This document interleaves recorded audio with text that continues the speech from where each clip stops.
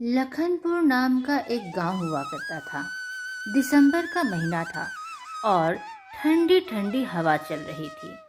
पूरा गांव सन्नाटे से भरा हुआ था क्योंकि ठंड इतनी थी कि लोग अपने घरों से बाहर नहीं निकलते थे। दिन हो या रात, ठंड का इतना कहर था कि लोग बहुत ही परेशान हो गए थे। लोगों का खाना पीना भी बहुत ही मुश्किल हो पड़ रहा था क्योंकि वे घर से बाहर निकलने से डरते थे तो रोजगार कैसे करते। इसी लखनपुर गांव में एक हरिया का परिवार रहता था। हरिया के साथ उसकी धर्मपत्नी और उसके पिताजी रहा करते थे। हरिया शुरू से ही बहुत ही आलसी इंसान था। वह कोई भी काम धंधा नहीं करता और अपने पिता का भी हाथ नहीं बटाता। हरिया की पत्नी रेखा बार बार उसे समझाती। अजी, कुछ काम क्यों नहीं करते? देखिए, पिताजी को देखिए, इतनी ठंड में भी वो काम करने के लिए बाहर गए हैं। आपको कुछ समझता क्यों नहीं है? हरिया जब अपनी पत्नी के मुंह से ये सारी बातें सुनता तो वह अपनी पत्नी को ही डांट फटकार लगाता और कहता, अरे कर लूंगा ना काम, क्यों दिमाग खराब कर रही है? तुम्हारा दिन भर भाषण सुनने से मेरा काम खराब हो जाएगा। जाओ अपना काम करो। मजबूरन बस उसके पिता को काम करना पड़ता। आखिर वो काम नहीं करते तो घर का गुजारा कैसे चलता। हरिया के पिता इतनी ठंड में सुबह सवेरे वह लकड़ियां बेचने के लिए चले जाते। लकड़ी ले लो, लकड़ी ले लो, कोई लकड़ी ले लो, बहुत ही सस्ते में दे दूंगा। लकड़ी जलाओ और अपनी ठंड को भगाओ। हरिया के पिता इतनी ठंड में बाहर फटे पुराने कपड़े में बैठे हुए थे और लकड़ियां बेचने के लिए सभी को पुकार लगा रहे थे। तभी वहां पर एक औरत आती है और उसके पिता को देखती है। ये क्या? ठंड का इतना कहर है बाहर और ये बूढ़े आदमी यहाँ पर लकड़ी बेच रहे हैं और इनकी हालत तो बहुत खराब नजर आती है। इनके कपड़े तो पूरे फटे हुए हैं। लगता है इनसे जाके कुछ बात करनी पड़ेगी। आखिर ये ऐसा क्यों कर रहे हैं? लकड़ियाँ ले लो, लकड़ियाँ ले लो, 100 रुपए की ये लकड़ियाँ ले लो। बाबूजी, आप इतनी ठंडी में यहाँ पर लकड़ियाँ बेच रहे हैं? क्या कोई दिक्कत आन पड़ी है क्या? आपको पता नहीं है कि इतनी ठंड में बाहर नहीं निकलना चाहिए? आप देखिए तो आपके चारों ओर कोई नजर नहीं आ रहा। सभी लोग अपने घर में दुबक के बैठे हैं। आपको भी अपने घर में रहना चाहिए, नहीं तो आपकी तबीयत खराब हो जाएगी। आप अपनी हालत तो देखिए। बेटा, मुझे कोई शौक नहीं है बाहर में इतनी ठंड में काम करने की। क्या बताऊं बेटा, मेरी मजबूरी है। घर में कमाने वाला सिर्फ मैं ही हूँ। अगर मैं नहीं कमाऊंगा तो हमारा परिवार क्या खाएगा? बाबा, आपके परिवार में क्या सिर्फ आप ही है और कोई नहीं है क्या? नहीं नहीं बेटा, घर में मेरा जवान जहान बेटा है, बहू है, लेकिन वे दोनों काम नहीं करते, इसलिए मुझे मजबूरन काम करना पड़ता है, तभी तो घर चलेगा। बाबूजी, मैं समझ गई आपके घर में क्या दिक्कत है, लेकिन बाबूजी आप घर से पूरे कपड़े पहन कर आइए। देखिए, आपके कपड़े फटे हुए हैं, आपको ठंड लग सकती है। बेटा, इस बूढ़ी हड्डियों में बस इतनी ही ताकत है कि 3 लोगों का पेट भर सकूं। अपने लिए कपड़े कहां से लाऊं? मेरे पास उतने पैसे बचते ही नहीं है बेटा। उस औरत को उस बूढ़े व्यक्ति की मेहनत और गरीबी देखकर बहुत ही दया आ गई और वह कहती है, बाबूजी, यह चारों गड्डी मुझे दे दीजिए। कितने रुपए हुए? 4 गड्डी? बेटा, आप 4 गड्डी लेंगे? वाह, बहुत आभार आपका बेटा। 4 गड्डी के हो गए 400 रुपए। उस औरत ने चारों गड्डी खरीद लिया और उस बूढ़े बाबा को 400 रुपए दे दिया। बाबूजी, एक चीज बताइए, क्या आप हमेशा यहाँ पर ही बेचा करते हैं लकड़ियाँ? हाँ बेटा, यहीं पर बेचता हूँ सुबह सवेरे आकर लकड़ियाँ। यह पूछकर वह औरत वहाँ से चली जाती है। हरिया के बाबूजी घर आते हैं। अरे पिताजी, 400 रुपए ही आज मिले क्या आपको? सारी लकड़ियाँ बेच दी। इतनी सस्ती में क्यों बेची? अरे बहू, 400 रुपए ही दाम है तो उतने में ही बेचूंगा ना। 400 रुपए का पूरा बिक गया। आज का तो हमारा कमाई हो गया बहू। आज जो भी है सब्जी दूध वो सब हम लोग इस पैसे से लेते आएंगे और जल्दी से खाना बना दो। अरे बाबूजी, सही तो कहती है। एक गड्डी आपने 100 रुपए में बेच दी। अभी ठंडी का मौसम है, एक गड्डी आपको 400 रुपए में बेचना चाहिए। तो सोचिए आपके पास कितने पैसे होते। आप ना बाबूजी कुछ नहीं समझते हैं। बेटा, अभी ठंडी का समय है, सभी लोग ठंड से परेशान हैं, इसीलिए ठीक दाम पर ही बेचना चाहिए, बल्कि हो सके तो और सस्ते में बेचना चाहिए। तुम तो 4 गुना इसका दाम बढ़ाकर बोल रहे हो बेचने के लिए। ये गलत है बेटा। लालच बहुत ही बुरी वाला है बेटा। सावधान रहो और अपने मन में लालच कभी मत लाओ बेटा। अरे बाबूजी, आप ना सठिया गए हैं। आपकी बुद्धि भ्रष्ट हो गई है। आपको कुछ समझ में नहीं आता है। बेटा, एक बात बोलूं, मुझे 50 रुपए मिलेंगे क्या? 50 रुपए का मैं एक पूरा बाजू का कुर्ता खरीद लूंगा। बहुत ही ठंड लगती है, मेरा कुर्ता पूरा फटा हुआ है बेटा, तुम तो जानते ही हो ना। अरे पिताजी, आप नया कुर्ता लेकर क्या करेंगे बोलिए तो? मुझे साड़ी लेनी है, आप बाद में कभी ले लीजिएगा। अभी सीमा के यहाँ शादी है, मुझे शादी में जाना है। मेरे पास सारे पुराने साड़ी है, तो मुझे नया साड़ी तो चाहिए ही। आप 50 रुपया मत लीजिए, आप बाद में आप ले लीजिएगा। और आपको कौन सा शादी ब्याह में कहीं जाना है? आप तो बूढ़े हैं, आप घर पे पड़े रहिए। बहू, मुझे बहुत ही ठंड लगती है। मैं सुबह सवेरे काम करने जाता हूँ और कितने रात तक काम करता हूँ। बहुत ठंड लगती है, ऐसा लगता है कि मेरे प्राण ना उड़ जाए। बाबूजी, आपका दिन भर का नाटक हो गया है। अच्छे भले तो जाते हैं और रात को अच्छे भले आते हैं। आपका ना बस बहाना दिन ब दिन बढ़ते जा रहा है। बस आज कमाई क्या हो गई तो बस इसमें से ये दे दो, उसमें से ये पैसे ले लो, इसमें से ही कुछ खरीद लेता हूँ। क्या चलते रहता है पिताजी आपका? यह सारी चीजें सुनकर हरिया के पिता का मानो मन ही टूट गया।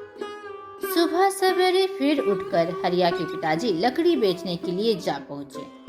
ठंड बहुत थी, कपकपी भी काफी थी। लकड़ियाँ ले लो, लकड़ियाँ ले लो।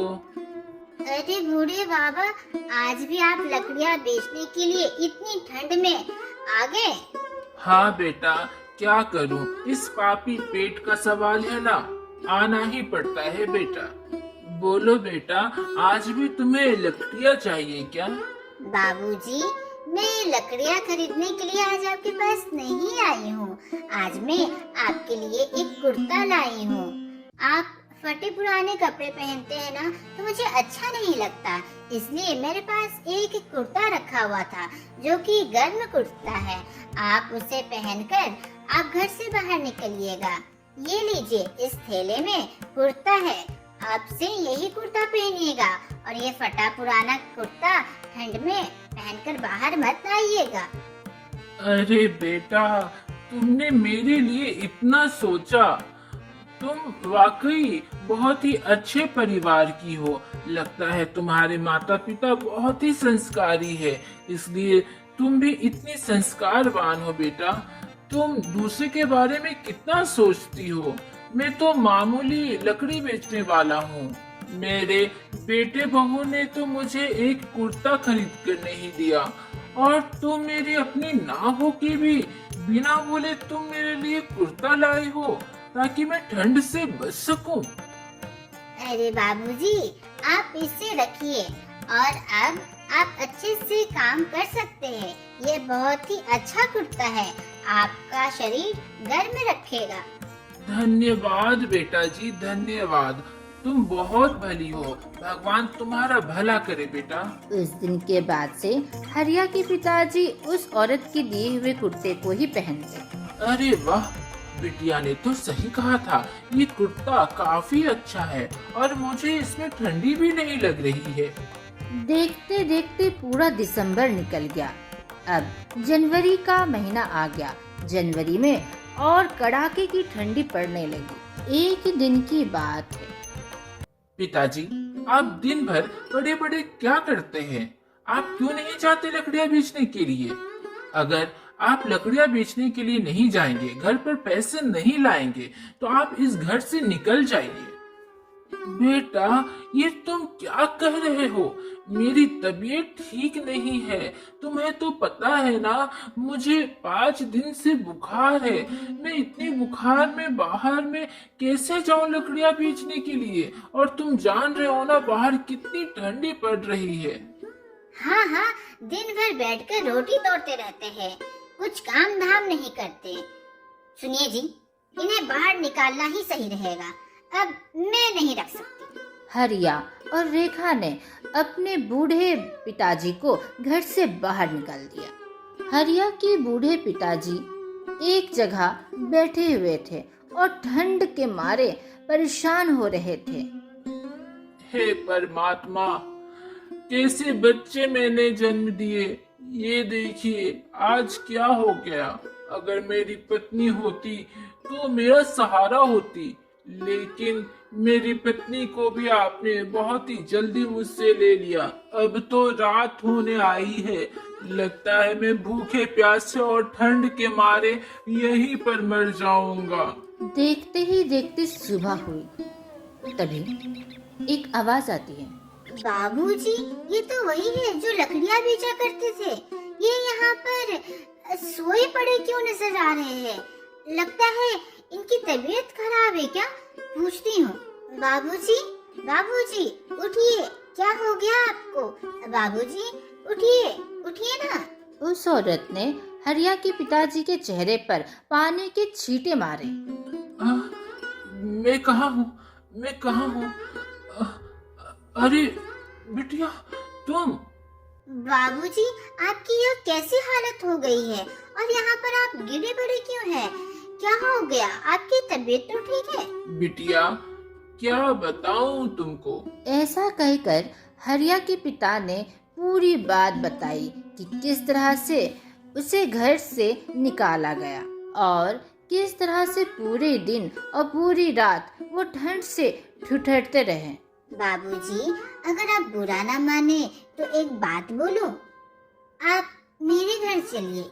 मेरे घर में मेरी मम्मी है और पापा है। वे आपसे मिलकर बहुत ही खुश होंगे। आप हमारे साथ रहिए। अरे बेटा, ये तुम क्या बोल रही हो? मैं तो अनजान हूँ। अनजान को कैसे तुम अपने घर ले जा सकती हो? नहीं नहीं बेटा, मैं तुम्हारे साथ नहीं जाऊंगा। मैं यही ठीक हूँ बेटा। बाबूजी, आपने मुझे बेटा कहा है। अब तो आपको मेरे घर चलना ही पड़ेगा। अब तो मैं आपकी एक बात नहीं सुनूंगी। हरिया के पिताजी उसके साथ उसके घर चले जाते हैं। बेटा, तुम्हारा घर तो कितना बड़ा है और तुम्हारे घर में तो ठंडी भी नहीं लग रही। और ये क्या, तुम्हारे घर में तो हीटर भी है। ठंड से तो कोई भी परेशानी नहीं होगी अब तो। हाँ बाबूजी, मेरे घर में ठंडी नहीं लगती है। हमारे घर में हीटर है, बहुत सारी रजाई है, स्वेटर है। बाबूजी, मैंने आपके लिए यहाँ पर कुछ स्वेटर, शॉल और कंबल रखे हैं।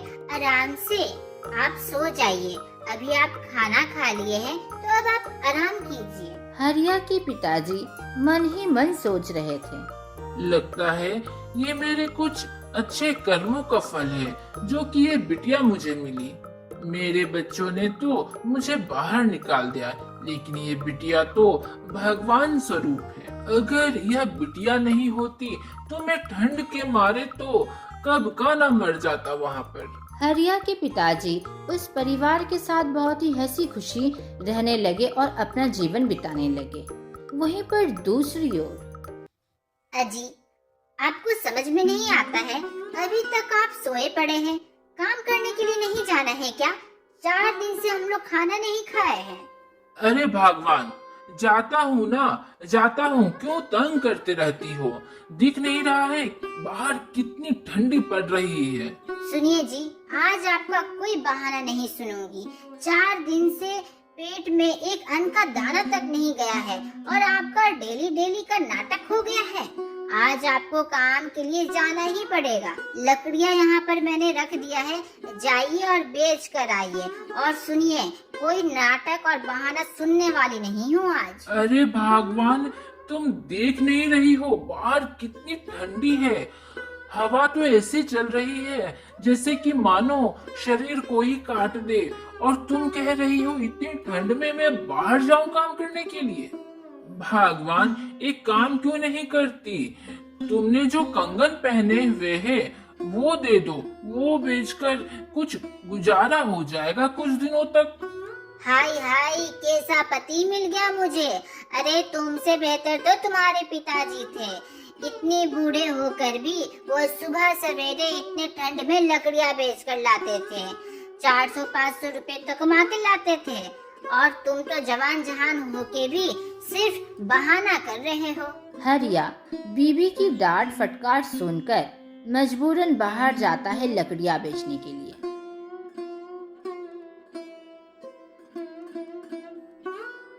अरे बाबा रे बाबा, इतनी ठंडी, मेरे हाथ तो पूरे जम गए हैं। मुंह से तो कुछ बोला ही नहीं जा रहा है। मैं ग्राहक को कैसे बोलकर कैसे बुलाऊं, कैसे पुकारूं, कुछ समझ में नहीं आ रहा है।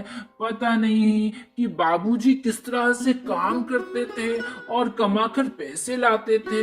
इस ठंड में तो काम करना कितना मुश्किल है लगता है, और आधे घंटे यहाँ पर मैं रहूंगा तो मैं तो वाकई ठंड से ही मर जाऊंगा। लकड़ियाँ ले लो, लकड़ियाँ ले लो। अरे कितने की लकड़ियाँ बेच रहे हो? एक गड्डी कितने का है? भाई साहब, 400 रुपए का एक गड्डी है। अरे लगता है ठंड के कारण तुम्हारा दिमाग भी जाम हो गया है। 100 रुपए की चीज 400 रुपए में बेच रहे हो? तुम्हारा दुकान तो कभी नहीं चलेगा। अरे ये क्या, ग्राहक तो आ ही नहीं रहे, आ रहे हैं तो चले जा रहे हैं दाम सुनकर ही। लगता है 400 रुपए को ज्यादा ही बोल दिए। हरिया मन ही मन सोचता है, पता नहीं मेरे बाबूजी कैसे काम कर लेते थे इतनी ठंड में। दिसंबर जनवरी की ठंड में तो मानो कि कोई जिंदा ही नहीं रह पाए। लेकिन पता नहीं बाबूजी के पास इतनी हिम्मत कहाँ से थी, वे इतनी मेहनती कैसे थे, नहीं पता। और मुझसे तो एक दिन भी काम नहीं हो पा रहा। मेरे बाबूजी सच में बहुत अच्छे थे, बहुत भले थे, मैंने ही उनका कद्र नहीं किया। और बाबूजी ने सही कहा था कि लालच मत करना। मैं 400 रुपए का एक गड्डी बेच रहा हूँ, कोई नहीं ले रहा। सही में मुझे बहुत ही पछतावा हो रहा है। अब मैं कल ही बाबूजी को ढूंढने के लिए जाऊंगा। अब से मैं भी बाबूजी का हाथ बटाऊंगा और उनकी खूब सेवा करूंगा। क्या हो गया जी, आप इतनी जल्दी कैसे आ गए? भगवान, हम लोगों ने पिताजी के साथ बहुत ही गलत किया। एक कुर्ता मांगा था और वो भी नहीं दिया, और उन्हें ठीक से खाना भी नहीं दिया, और उनसे इतना काम करवाया, और उनको घर से बाहर भी निकाल दिया, वो भी इतनी ठंडी में। भगवान, मुझे बहुत ही पछतावा हो रहा है। मैं कल ही सुबह सवेरे पिताजी को ढूंढने जाऊंगा और घर लेते आऊंगा। हाँ जी, आप सही कहते हैं। 4-5 दिन हो गए और पेट में एक अन्न का दाना नहीं है। बाबूजी होते तो ऐसा नहीं होता। और आपकी भी गलती है, मेरी भी गलती है। अब से हम लोग तीनों मिलकर काम करेंगे और अच्छे से हंसी खुशी रहेंगे। कहीं से भी बाबूजी को ढूंढ कर लेते आइए जी। दूसरे दिन सुबह सवेरे हरिया अपने पिताजी को ढूंढने के लिए जाता है। तभी वह देखता है कि उसके पिताजी एक नदी किनारे आराम से बैठे हुए हैं। पिताजी, अच्छा हुआ आप मिल गए। पिताजी, मुझे माफ कर दीजिए, हम लोगों ने आपके साथ बहुत ही बुरा किया है। अब आप घर चलिए पिताजी, घर चलिए, अपने घर चलिए। बेटा, तुम्हें अपनी गलती का एहसास है और मुझे क्या चाहिए, परंतु मैं अभी तुम्हारे साथ घर नहीं आ सकता। तुम अभी अपने पैरों पर खड़े हो और जानो कि किस तरह से मेहनत करते हैं। बेटा, जब तुम अपने पैरों पे खड़े हो जाओगे तो सच मानो सबसे ज्यादा खुशी मुझे ही होगी। और मैं तुम्हारे साथ अभी नहीं जा सकता, लेकिन यकीन मानो मैं तुमसे मिलने के लिए जरूर आता रहूंगा। हरिया ने अपने पिता की बातों को स्वीकार किया और कहा, पिताजी, मैं अब आपको एक अच्छा बेटा बन के दिखाऊंगा, आप चिंता मत कीजिए। ऐसा कहकर हरिया वहाँ से चला जाता है, लेकिन उसके साथ उसके बाबूजी नहीं आते। अब हरिया के पास पछतावे के अलावा कुछ न था, लेकिन इस पछतावे से हरिया ने अपने जीवन में कुछ नया चीज सीखा था और वो है मेहनत। तो देखा दोस्तों, दिसंबर जनवरी की कड़क ठंड में भी हरिया के पिताजी ने काम करना नहीं छोड़ा, मेहनत करना ना छोड़ा। और देखा आपने किस तरह से हरिया के पिताजी ने हरिया को सही रास्ता दिखाया। आज का प्रश्न है, क्या आप बता सकते हैं कि हरिया के पिताजी किस गांव में रहते थे? गांव का क्या नाम था?